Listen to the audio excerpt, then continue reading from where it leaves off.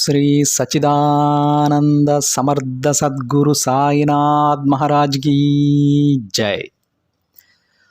ముందుగా సాయి భక్తులందరికీ నమస్కారం అండి. వీడియో చూస్తున్న ప్రతి ఒక్కరిపైన ఆ సాయినాథుని ఆశీస్సులు ఉండాలని, బాబా గారి భక్తులందరూ ఎప్పుడూ కూడా ఆనందంగా సంతోషంగా వారి జీవితాన్ని గడపాలని మనస్ఫూర్తిగా కోరుకుంటూ ఈ వీడియోని స్టార్ట్ చేస్తూ ఉన్నాను ఫ్రెండ్స్. రోజులాగానే ఈరోజు కూడా బాబా గారు మరొక చక్కటి సందేశాన్ని తన బిడ్డలకు అందించబోతూ ఉన్నారండి. ఈ సందేశంలో బాబా గారు తన బిడ్డలతో ఏమంటున్నారో తెలుసా? ఈ శుభ సాయంత్రాన బాబా గారు తన బిడ్డలకు ఏం చెప్పాలనుకుంటున్నారో తెలుసా? ఒక్కసారి ఆ తండ్రి మాటలను వినండి. మనసంతా కూడా ఆనందంతో పొంగిపోతుంది. ఇక ఆలస్యం చేయకుండా బాబా గారు తన బిడ్డలకి ఏం చెప్పాలనుకుంటున్నారో ఆ తండ్రి మాటలలోనే విని తెలుసుకుందామండి. బాబా గారు ఈ విధంగా చెప్తూ ఉన్నారు. బిడ్డ, ఈ రాత్రికి నీ జీవితంలో ఒక అద్భుతం జరగబోతోందమ్మా.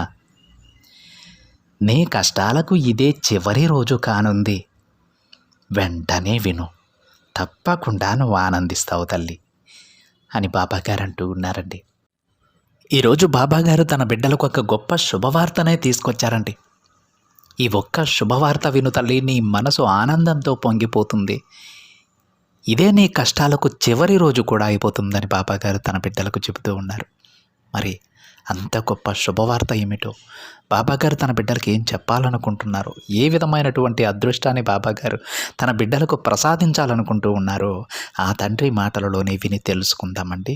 బాబాగారు ఈ విధంగా తన బిడ్డలతో చెప్తూ ఉన్నారు. బిడ్డ, ఈరోజు నీకు ఒక ముఖ్యమైన విషయం చెప్పడానికి వచ్చాను.